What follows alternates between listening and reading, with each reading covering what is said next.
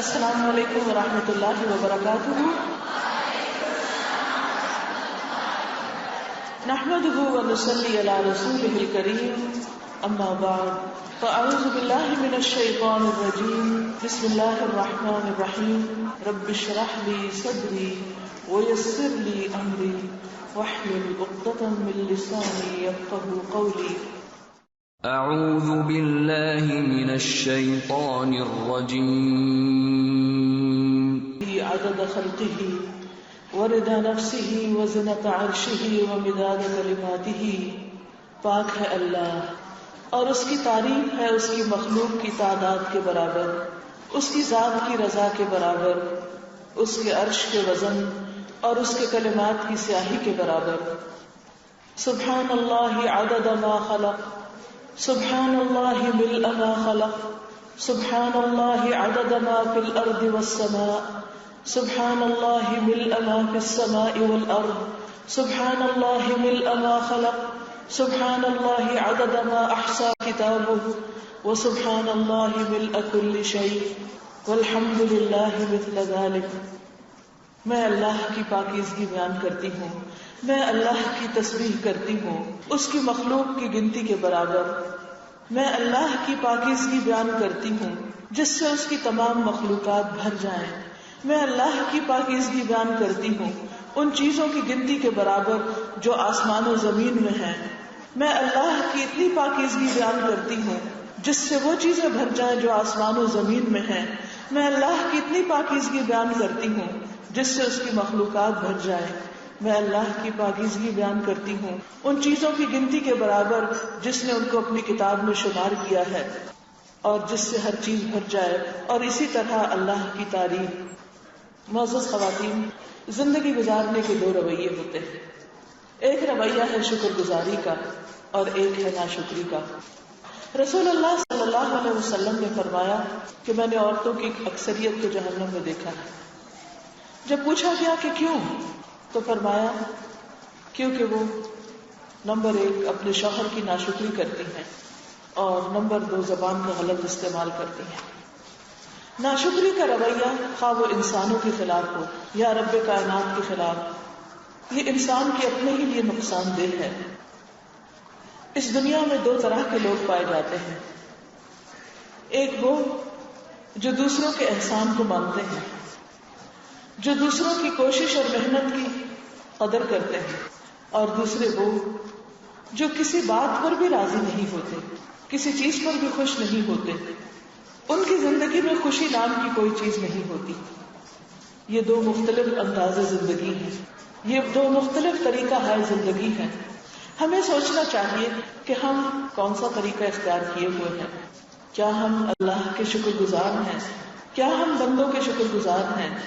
کیونکہ جو بندوں کا شکر گزار نہیں ہوتا وہ اللہ کا بھی شکر گزار نہیں ہوتا.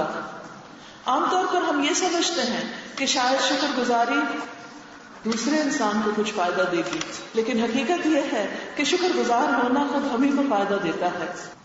ہم سب کس طرح شکر گزار بنیں، ہم سب کس طرح اللہ کی تعریف بیان کریں کہ ہمارے دل اس کی محبت سے لبریز ہو جائیں، کہ ہمارے دلوں میں اس کی محبت ہر چیز سے زیادہ بڑھ جائے، کہ ہمارے دل شکر گزار ہو جائیں. اور اللہ کا وعدہ بھی ہے کہ جو شکر گزار ہوگا میں اس کی نعمتوں میں اضافہ کروں گا. لَإِن شَكَرْتُمْ لَأَزِيدَنَّكُمْ وَلَإِن كَفَرْتُمْ إِنَّ عَذَابِي لَشَدِيدٌ. اگر تم نے شکر کیا تو میں تمہیں اور زیادہ نعمتیں دوں گا، اور اگر تم نے ناشکری کی تو میرا عذاب بھی بڑا سخت ہے. جب عذاب کا لفظ آتا ہے تو ہم عام طور پر یہ سمجھتے ہیں کہ شاید یہ آخرت کا عذاب ہے. ہاں، آخرت کا عذاب تو ہوتا ہی ہے، لیکن وہ عذاب دنیا میں شروع ہو جاتا ہے. دنیا میں کس طرح؟ انسان کے دل اور روح کی بے چینی کی شکل میں، کہ سب کچھ ہوتے ہوئے انسان کو کسی پل قرار نہ ہو، چین نہ ہو، اس کی زندگی میں کوئی خوشی نہ ہو. لیکن یہ خوشی اسی وقت آ سکتی ہے جب انسان چیزوں کو ان کے صحیح پرسپیکٹو میں دیکھے. صرف وہ ان کو ان چیزوں کے مطابق نہ دیکھے جن کو وہ صحیح سمجھتا ہے، بلکہ ان کو ان کی حقیقت کے ساتھ دیکھے. مثلا یہ کائنات اللہ سبحانہ و تعالیٰ نے بنائی ہے. اس کائنات کا ذرہ ذرہ اللہ کی تسبیح کر رہا ہے. اسی طرح وہ لوگ جو اللہ کے شکر گزار ہیں وہ بھی اللہ کی تسبیح کرتے ہیں. تسبیح کرنے کا مطلب کیا ہے؟ کیونکہ ہم بچپن سے تسبیح کا لفظ سنتے ہیں. تسبیح کا مطلب ہے سبحان اللہ کہنا. سب پاکی اللہ کے لیے، یعنی اللہ تعالیٰ پاک ہے. اللہ پاک ہے. کس چیز سے پاک؟ ہر عیب سے پاک، ہر غلطی سے پاک، ہر غلط فیصلے سے پاک. اور پھر اس کے ساتھ صرف سبحان اللہ نہیں، جہاں سبحان اللہ آتا ہے وہاں والحمدللہ بھی آتا ہے کہ سب تعریف اللہ کے لیے ہے. گویا ایک طرف انسان اللہ کے فیصلوں پر راضی ہوتا ہے اور جس چیز کو بھی دیکھتا ہے اس میں اس کو خوبی ہی خوبی نظر آتی ہے. اللہ سبحانہ و تعالیٰ بندوں کو دعوت دیتے ہیں کہ تم آسمان پر غور کرو.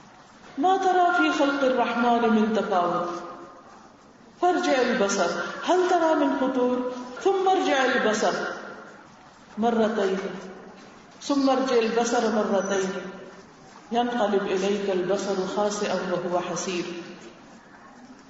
تم اللہ کی تخلیق کو دیکھو، بار بار دیکھو، آسمان پر نظر دوڑاؤ، تمہاری نگاہ تھک کر نام مراد پلٹ آئے گی. تمہیں رحمان کی تخلیق میں کوئی تفاوت، کوئی خلل نظر نہیں آئے گا. اللہ سبحانہ و تعالیٰ نے آسمانوں کو بنایا اور پرفیکٹ بنایا اور ان کو خود تھام کر رکھا کہ وہ زمین پر گرتے نہیں، ورنہ اگر وہ نہ تھامے تو بغیر پلرز کے وہ چھت کسی بھی وقت انسانوں پر گر سکتی ہے. اس نے ستارے بنائے جو اپنے وقت پر چمکتے ہیں اور ان کی چمک ہمیں دکھائی دیتی ہے. وہ سارے کے سارے اپنی ہی گردش میں ہیں، وہ سارے کے سارے اللہ تعالیٰ کی اطاعت کر رہے ہیں، اس کی فرما برداری کر رہے ہیں، اس کی تصویر بیان کر رہے ہیں، اس کی پاکی بیان کر رہے ہیں. ہر دم وہ اللہ کی عبادت میں ہیں. اسی طرح وہ اللہ کی تعریف بھی کرتے ہیں، کیونکہ ایک ہے اللہ تعالیٰ کو ہر عیب سے پاک قرار دینا، اور پھر اتنا کافی نہیں کہ ہم یہ کہیں کہ اس کے اندر کوئی عیب نہیں، بلکہ اس کے ساتھ ساتھ یہ بھی ضروری ہے کہ ہم اس کی تعریف بھی کریں، اور ہر طرح کی تعریف اسی کی. تعریف انسان کب کرتا ہے؟ کس کی کرتا ہے؟ جب کسی کے اندر کوئی خوبی دیکھتا ہے، کسی کے اندر کوئی ان یوزول چیز دیکھتا ہے. جب انسان اللہ سبحانہ و تعالیٰ کے سارے کمالات کو دیکھتا ہے، آسمان کے رنگوں کو دیکھتا ہے، صبح کا رنگ، دوپہر کا رنگ، شام کا رنگ، گرمیوں کے رنگ، سردیوں کے رنگ، مختلف بدلتے ہوئے موسموں کے ساتھ بدلتے ہوئے آسمان کے رنگ، پودوں کے رنگ، پھولوں کے رنگ، کائنات میں بکھرے ہوئے طرح طرح کے رنگ، تو اس کا دل ایک دم پکار اٹھتا ہے. کیا پکار اٹھتا ہے؟ کہ تعریف کے قابل تو ہی ہے. انسانوں نے بھی بہت سی چیزیں بنائی جن پر انسانوں کی بھی بڑی تعریفیں ہوتی ہیں، لیکن انسانوں کا کوئی کام کمی سے خالی نہیں. پرفیکشن صرف اللہ کی ذات کے لیے ہے. انسان کچھ بھی کرے، بڑی بڑی عمارتیں آپ نے دیکھی ہوں گی، ان عمارتوں میں آپ دیکھتے ہیں کہ جہاں ایک طرف بڑی خوبصورتی ہوتی وہاں کوئی نہ کوئی ڈیفیکٹ ہوتا ہے. پھر ان کے اندر ایسے ایسے خلل نکلتے ہیں اور پھر کچھ عرصے کے بعد وہ عمارتیں آؤٹ ڈیٹڈ ہو جاتی ہیں، آؤٹ آف فیشن ہو جاتی ہیں، رہنے کے قابل نہیں رہتی، پرانی ہو جاتی ہیں، رونق کھو دیتی ہیں، کشش کھو دیتی ہیں. لیکن آسمان جو اول روز سے ہم دیکھتے ہیں، کبھی آپ نے محسوس کیا کہ اس کے اندر بھی انسان کے لیے اس میں کوئی کشش کم ہوئی ہو؟ کبھی ایسا ہوا کہ آپ دیکھیں کہ آسمان کو دیکھ دیکھ کے بور ہو گئے ہیں، اب مزید دیکھنے کو دل نہیں چاہتا؟ کبھی ایسا نہیں ہوتا. صبح کو دیکھیں، دوپہر کو دیکھیں، شام کو دیکھیں، رات کو دیکھیں، جب دیکھیں اس کی اٹریکشن اپنی جگہ بحال ہوتی. اسی طرح جتنے پھول، پھل اور پودے ہیں، کبھی آپ دیکھیں کینوں کے باغ کے پاس سے آج کل ہر طرف لدے ہوئے باغات ہیں.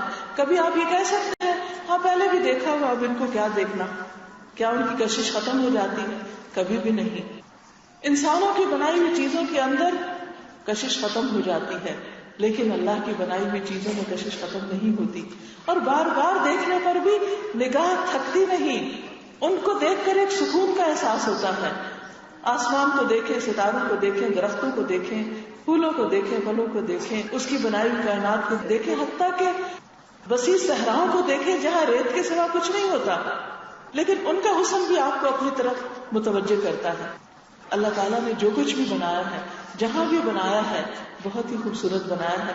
لہذا بندے کا کام کیا ہے کہ جب ان کو دیکھے تو اللہ کی تعریف بیان کرے. ہم انسانوں کو دیکھتے ہیں، معصوم بچوں کو دیکھتے ہیں، ایک ایک اس کو دیکھتے ہیں، ایک ایک چیز کو آپ دیکھیں تو آپ کو اللہ سبحانہ و تعالیٰ کے کمالات نظر آئیں گے.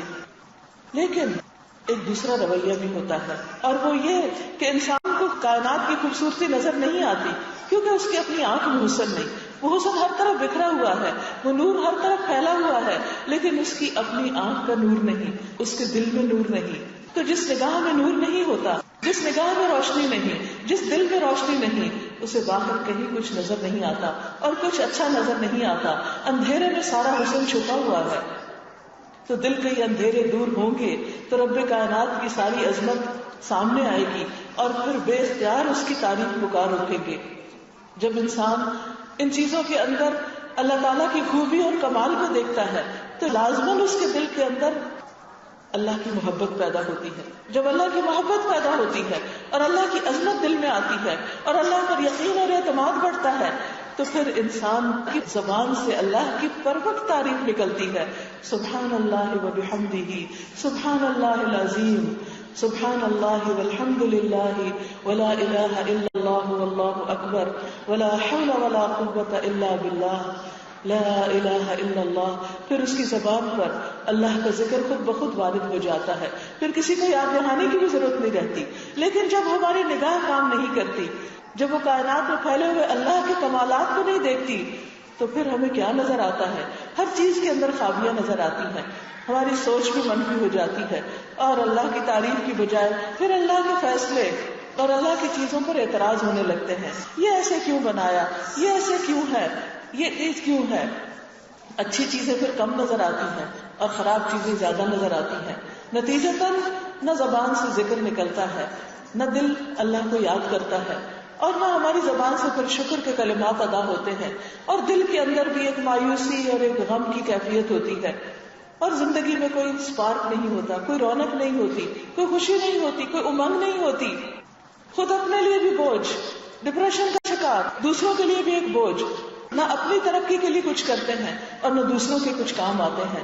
لہذا یہ بے حد ضروری ہے کہ ہم اپنی سوچ کو بدلیں، سوچ کے زاویوں کو بدلیں، چیزوں کے اندر اللہ کا ڈالا ہوا حسن دیکھیں اور پھر اللہ کے شکر گزار ہوں، اور اس شکر گزاری پر اس دنیا کی زندگی کو بھی انجوائے کریں اور آخرت کو بھی انشاءاللہ. دوسرا رویہ جو عام طور پر انسانوں کے بارے میں ہوتا ہے کہ بعض لوگ ایسے ہوتے ہیں کہ وہ ہر انسان کے بارے میں منفی سوچ رکھتے ہیں. وہ جس کو دیکھتے ہیں تو اس کی یا تو شکل میں خامیاں ڈھونڈتے ہیں، یا عقل میں اس کی کوئی خرابی ڈھونڈتے ہیں، یا اس کی بات میں، یا اس کے کام میں.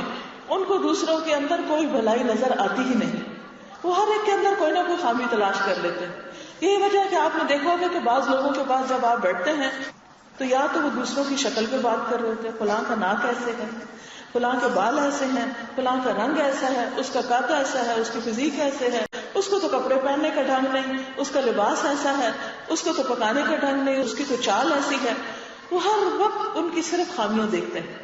نتیجہ کیا ہوتا ہے؟ ان کے دلوں میں صرف گڑن اور جلن آتی ہے اور وہ صرف پریشان رہتے ہیں اور انہیں ہر چیز میں خامی نظر آ رہی ہوتی ہے. ہر وقت کریٹیسائز کریٹیسائز کریٹیسائز، تنقید تنقید تنقید.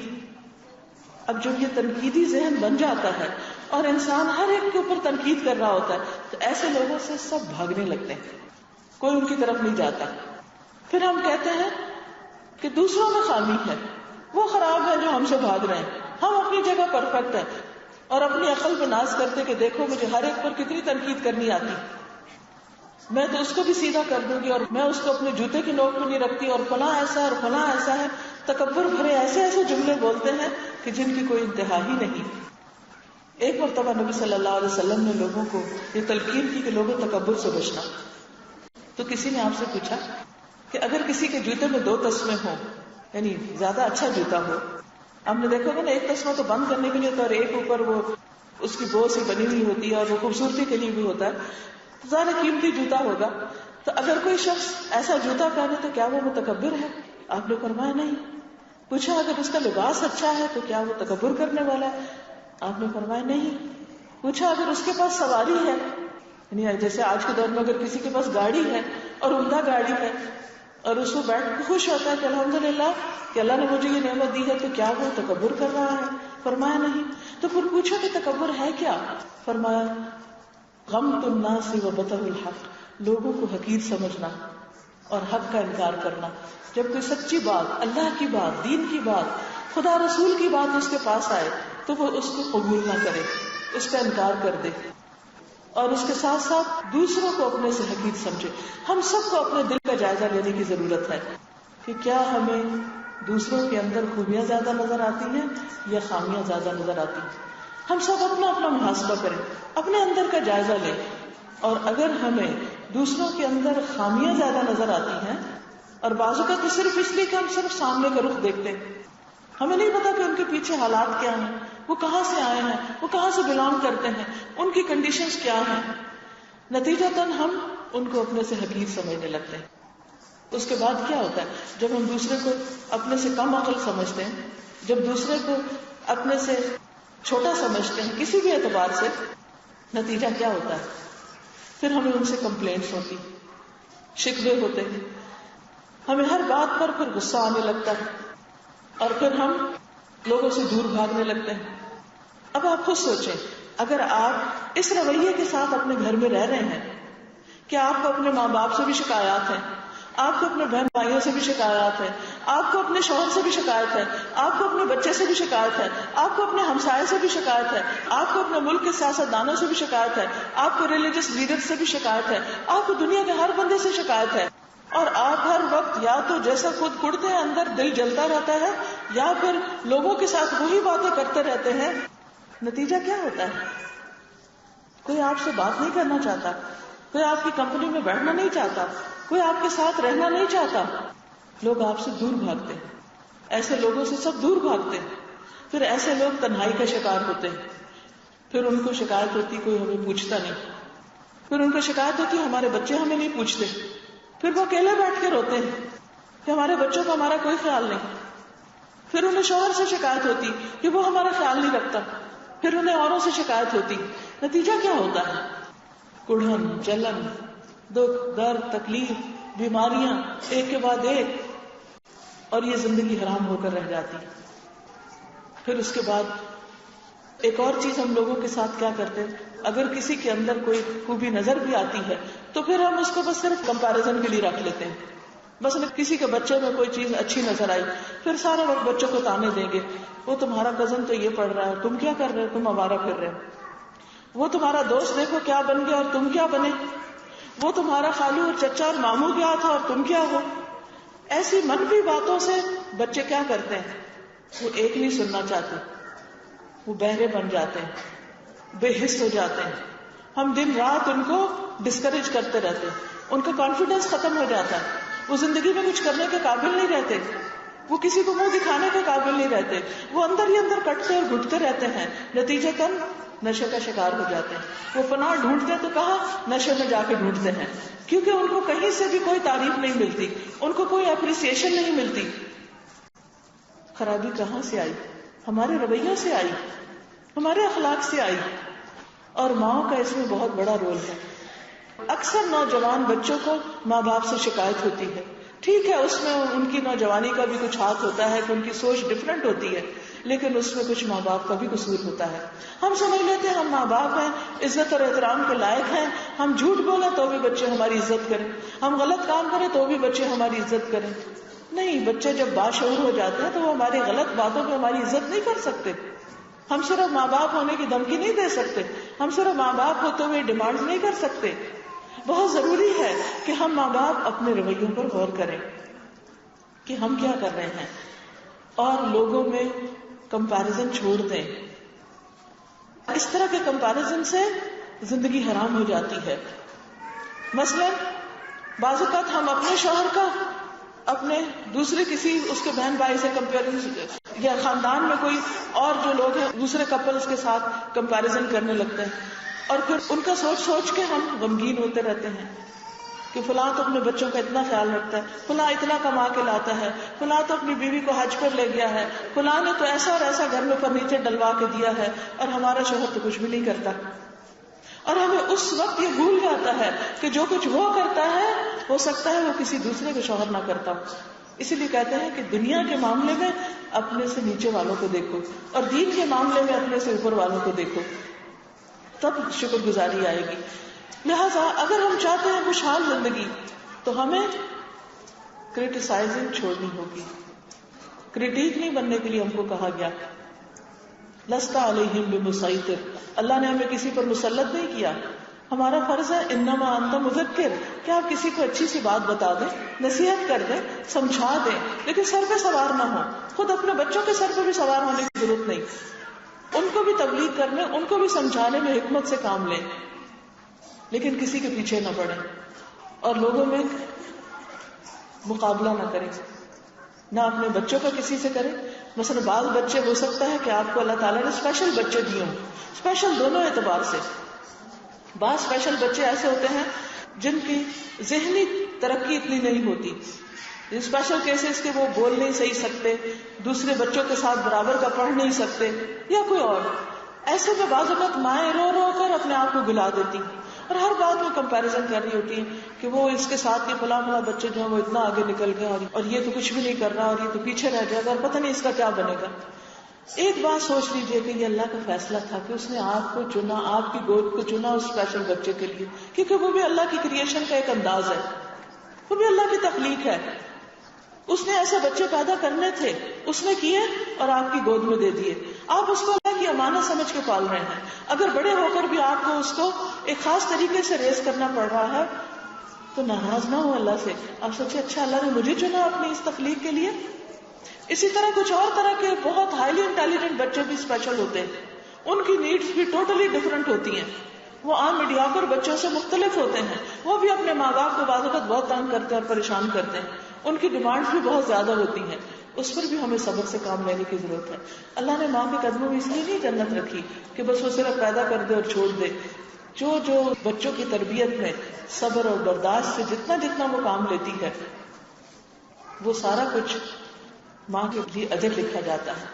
لہٰذا اگر آپ پرسکون زندگی چاہتے ہیں تو اپنے بچوں کو دوسروں کے بچوں سے کمپیئر نہ کریں. ہاں سیکھنے کے لیے ضرور کہ اگر دوسرے کا بچہ آگے جا رہا ہے, اس نے قرآن بھی حفظ کر لیا اور اسکول میں بھی گریڈز اچھے لے رہا ہے, تو آپ یہ ضرور جانیں کہ اچھا اس نے کیسے یہ کام کیا, تاکہ آپ بھی اپنے بچے کو کروا سکیں. لیکن دل میں اس کی نعمت پر غمگین نہ ہو کہ اچھا اس کے بچے نے تو کر لیا ہے, میرا پیچھے رہ گیا, اور آپ حسد شروع کر دیں اور جب اس بچے کا ذکر آئے تو آپ کو تکلیف ہونے لگے. نہیں, اس کی نعمت پر بھی خوش ہوں کہ شکر ہے اللہ کا, اگر میرا نہیں کر سکا اس کا تو کر گیا, اس کو تو یہ نعمت مل گئی. جب آپ دوسروں کی خوشی پر خوش ہوں گے تو اللہ تعالیٰ آپ کو بھی خوش کر دے گا, اللہ آپ کو بھی نعمتیں دے گا, کیونکہ یہ اللہ کا وعدہ ہے لَإِن شَكَرْتُمْ لَأَزِيدَنَّكُمْ. پھر اسی طرح بعض اوقات جب ہم کمپیریزن کرتے ہیں تو پھر ہم کمپٹیشن میں پڑ جاتے ہیں. جب کمپٹیشن میں پڑتے ہیں تو پھر زندگی کے مقاصد بھول جاتے ہیں کہ ہمیں اللہ نے کس خاص کام کے لیے پیدا کیا تھا. اچھا یہ کمپٹیشن کس میں ہوتا ہے؟ اگر نیکیوں میں ہو تو بہت ہی اچھا, لیکن ہم نیکیوں میں کمپٹیشن نہیں کرتے. ہم کس میں کرتے ہیں؟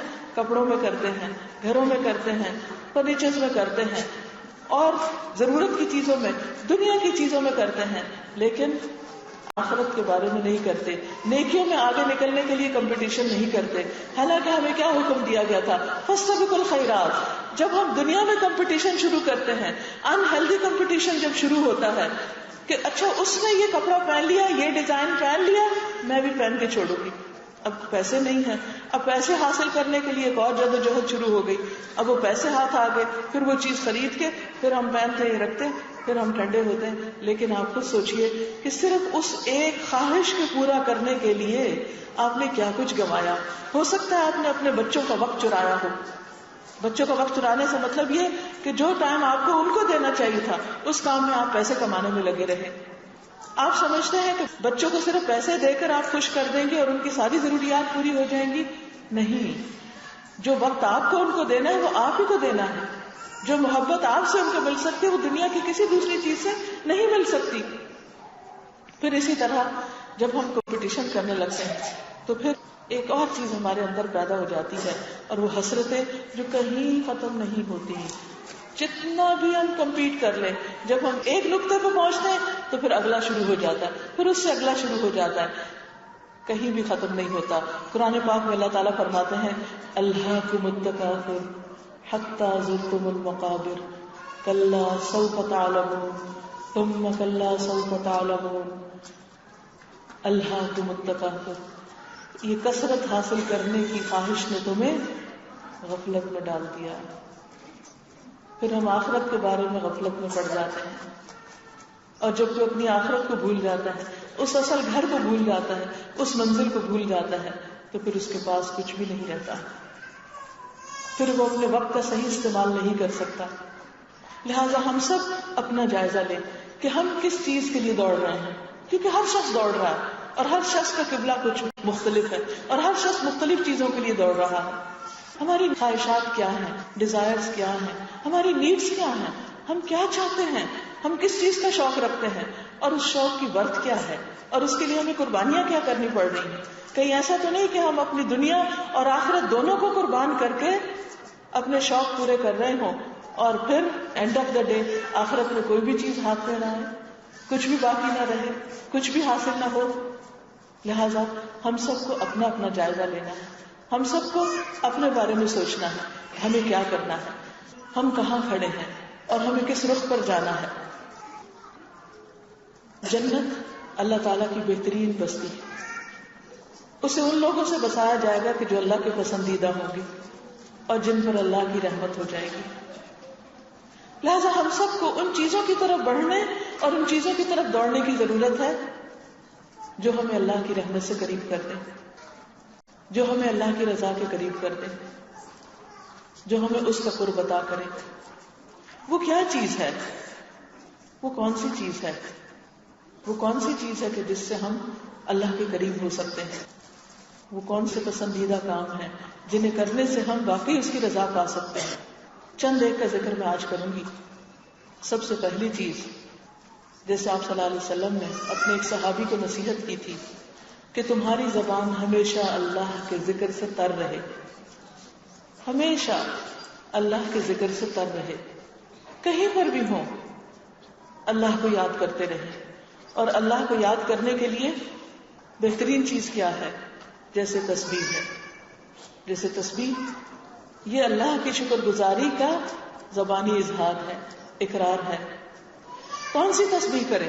ایک تو یہی سبحان اللہ و بحمدہ سبحان اللہ العظیم. یہ دو کلمات ایسے ہیں کہ جو میزان پہ بھاری ہیں، زبان پہ بہت ہلکے ہیں، یعنی آخرت میں ان کا بہت فائدہ ہے لیکن بولنے میں بہت ہی آسان ہے اور اللہ تعالیٰ کو بہت زیادہ پسند ہے. اور قیامت کے دن جو شخص ان کی کثرت لے کر آئے گا وہ اعمال کے اعتبار سے بہت آگے بڑھ جائے گا. نبی صلی اللہ علیہ وسلم اللہ تعالیٰ کے سب سے زیادہ شکر گزار بندے تھے. آپ کے خادم ہیں ربیعہ بن کعب. وہ کہتے ہیں کہ میں دن بھر حضور صلی اللہ علیہ وسلم کی خدمت کیا کرتا تھا، یعنی آپ کے چھوٹے چھوٹے کام آپ کے ساتھ کرتا رہتا. جب رات آتی تو آپ کے دروازے کے پاس سو جاتا. میں ہمیشہ سنتا کہ آپ یہ پڑھ رہے ہیں سبحان اللہ سبحان اللہ سبحان ربی، یہاں تک کہ میں تھک جاتا یا مجھے نیند آ جاتی، میں سو جاتا، لیکن آپ یہ کلمات پڑھتے رہتے. ہر روز رات کو تسبیح کر کے سوتے. اب آپ دیکھیں کئی دفعہ ہمیں نیند نہیں آ رہی ہوتی، ہم سائڈ بدل رہے ہیں، دائیں ہو رہے ہیں، بائیں ہو رہے ہیں، لیکن ہم کوئی ذکر بھی نہیں کر رہے. کیوں؟ اس لیے کہ ہمیں پتہ ہی نہیں کہ نبی صلی اللہ علیہ وسلم کی سنت کیا تھی، رات کو سوتے وقت وہ آخری عمل کیا کرتے تھے. اور پھر دل میں بھی اللہ کا ذکر کرنا چاہیے لیکن کبھی بلند آواز میں بھی کرنا چاہیے، کیونکہ جب آپ ذکر کریں گے تو آپ کے آس پاس آپ کے بچے اور دوسرے لوگ بھی کریں گے. مائیں جو چھوٹے چھوٹے بچے گودوں میں اٹھائے ہوتی ہیں، ٹھیک ہے، وہ مختلف لوریاں بھی پڑھ رہی ہوتی ہیں یا کچھ کہہ رہی ہوتی ہیں ان کو، تو اس وقت بھی آپ سبحان اللہ الحمدللہ اور اس طرح کے سودھنگ کلمات کی تسبیح کریں ان کے لیے. نبی صلی اللہ علیہ وسلم نے فرمایا لوگوں اپنا بچاؤ حاصل کر لو. صحابہ نے کہا اے اللہ کے رسول صلی اللہ علیہ وسلم کون سا دشمن آ گیا ہے، کس سے بچاؤ کریں، کس سے بچیں؟ فرمایا جہنم سے بچاؤ. کیونکہ قرآن مجید میں آتا نا ان جہنم کانت مرصادا، کہ جہنم گھات میں لگی ہوئی ہے، تاک میں لگی ہوئی ہے، اور دیکھ رہی ہے کہ کون کون میرے پاس آنا چاہیے، لوگوں اس سے بچو۔ آپ نے فرمایا جہنم سے تمہارا بچاؤ سبحان اللہ والحمد للہ ولا الہ الا اللہ واللہ اکبر ہے، ان کلمات کو پڑھا کرو، کیونکہ یہ کلمات قیامت کے دن تمہارے آگے آ کر پیچھے آ کر تمہارا بچاؤ کریں گے، یعنی جیسے باڈی گارڈز ہوتے ہیں نا، آگے بھی اور پیچھے بھی، تو یہ کلمات قیامت کے دن جہنم کی آگ سے بچانے کے لیے تمہیں ایک پروٹیکشن دے دیں گے۔ اور یہی کلمات باقیات الصالحات ہیں۔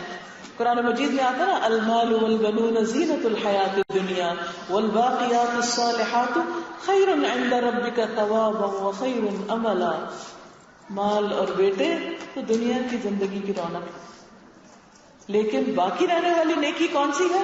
والباقیات الصالحات خیر عند ربک ثوابا، جو ثواب کے اعتبار سے بہتر ہو، وخیر املا، اور انجام کے اعتبار سے اچھی ہو۔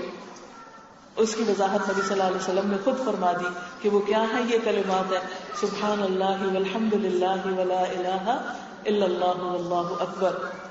ان کلمات کو کثرت کے ساتھ پڑھنا چاہیے، کیا سوچ کر جہنم کی آگ سے بچا لیں گی۔ جیسے وہ ہوتی ہے نا کہ بلٹ پروف جیکٹ کسی نے پہنی ہوئی ہو تو بلٹ آ کے لگے بھی تو اس کو نہیں لگتی، تو اسی طرح جیسے جہنم کے بارے میں ایک اور جگہ پر آتا ہے کلا انہا لظى نزاعۃ للشوى تدعو من ادبر وتولى، کہ جہنم کی آگ انہا لظى نزاعۃ للشوى، ایسا شعلہ ہے کہ جو چہرے پہ پڑے تو چہرے پہ جھلس جائے، اور وہ پکار رہی ہوگی، پیچھے جا رہی ہوگی، تدعو بلائے گی ادھر آؤ ادھر آؤ، وہ پیچھے چل پڑے گی، من ادبرا جو بھی پیٹ پھیرے، وہ تولا منہ موڑے، جو حق سے دور جائے، حق کا انکار کرے، یہ آگ اس کے پیچھے پڑے گی۔ تو اس آگ سے بچاؤ کے لیے کیا پڑھنا ضروری ہے؟ پڑھیے سبحان اللہ والحمد للہ ولا الہ الا اللہ واللہ اکبر۔ نبی صلی اللہ علیہ وسلم کے ایک غلام تھے ابو سلمہ، وہ کہتے ہیں کہ نبی صلی اللہ علیہ وسلم نے فرمایا واہ واہ، اپنے ہاتھ سے 5 کا اشارہ کیا، 5 چیزیں یہ میزان میں بہت بھاری ہوگی۔ پھر فرمایا وہ کیا ہے؟ سبحان اللہ والحمد للہ ولا الہ الا اللہ واللہ اکبر۔ یہ 4 کلمات، اور 5ویں چیز کسی کا فوت ہونے والا نیک بچہ کہ اس کا باپ اللہ تعالیٰ سے ثواب کی امید رکھ کے صبر کرے۔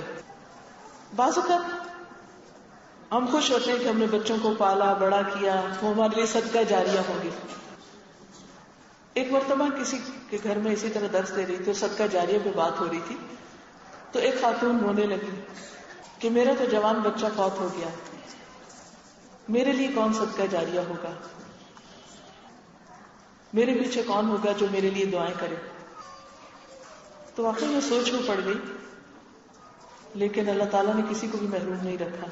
اگر مرنے کے بعد کسی کا بچہ اس کو فائدہ دیتا ہے تو وہ بچہ جو زندگی میں باپ یا ماں کی زندگی میں فوت ہو جائے اور ماں باپ صرف اللہ سے اجر کی امید رکھ کر صبر کر لے، تو یہ صبر جو ہے میزان میں بہت بھاری ہے، وہ بہت سے صدقہ جاریہ سے زیادہ وزنی عمل بن جائے گا۔ تو دونوں صورتوں میں کوئی کمی نہیں، اللہ کے خزانوں میں کوئی کمی نہیں۔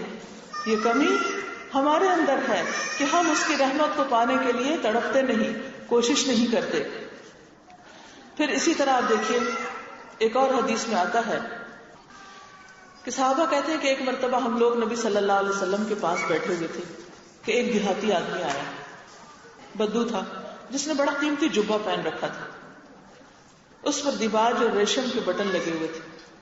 نبی صلی اللہ علیہ وسلم نے فرمایا تمہارے ساتھی نے تو مکمل طور پر فارس بن فارس یعنی فارسی آدمی کی شکل شباہت اختیار کر لی، یعنی اس نے اپنا سارا کلچر چینج کر دیا، بالکل ان کے طریقے پر ہو گیا۔ ایسا لگتا ہے کہ اس کے ہاں فارسی نسل ہی کے بچے پیدا ہوں گے اور چرواہوں کی نسل ختم ہو جائے گی۔ اس سے کیا پتہ چلتا ہے؟ اس سے یہ بات سمجھ میں آتی ہے کہ انسان جب اپنا لباس بدلتا ہے، اپنی زبان بدلتا ہے، اپنا کلچر بدلتا ہے، تو اولاد یا نسل کے بھی رنگ ڈھنگ وہی ہو جاتے ہیں. آپ نے بہت دفعہ مشاہدہ کیا ہوگا کہ جو لوگ یہاں سے سعودی عرب جا بسے تو ان کے بچے اور طرح اٹھے پروان چڑھے.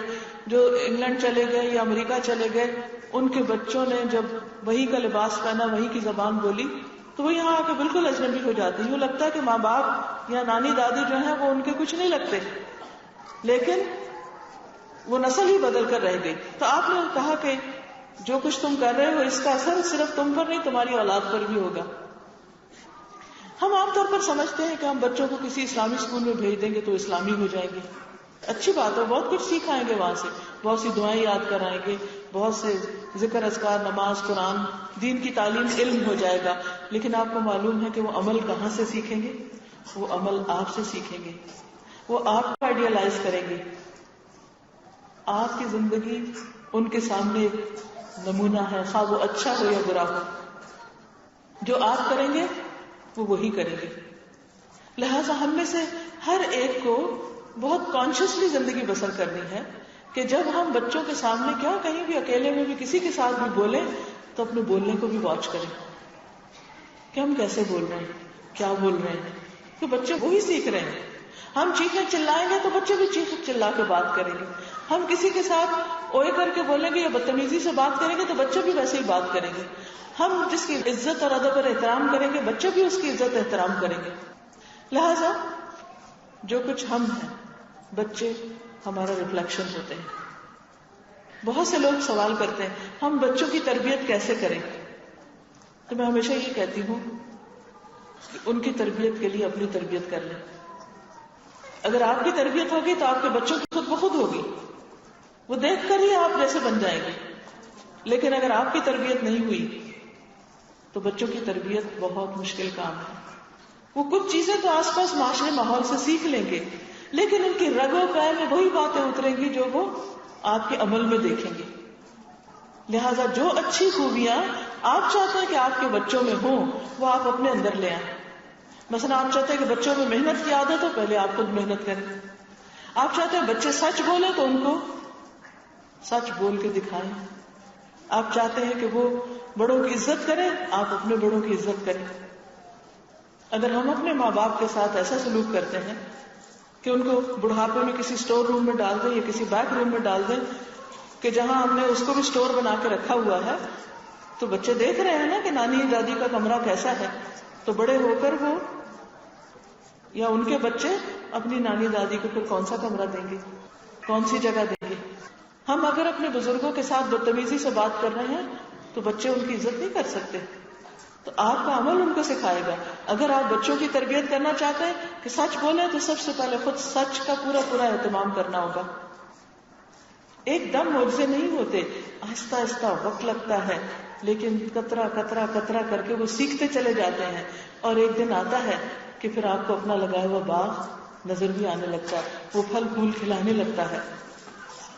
تو بہرحال نبی صلی اللہ علیہ وسلم نے اس کے جبے کے یعنی جو گاؤن پہنا ہوا تھا اس کے مختلف حصوں کو پکڑ کر جمع کیا اور فرمایا میں تمہارے جسم پر بے وقوفوں کا لباس نہیں دیکھ رہا.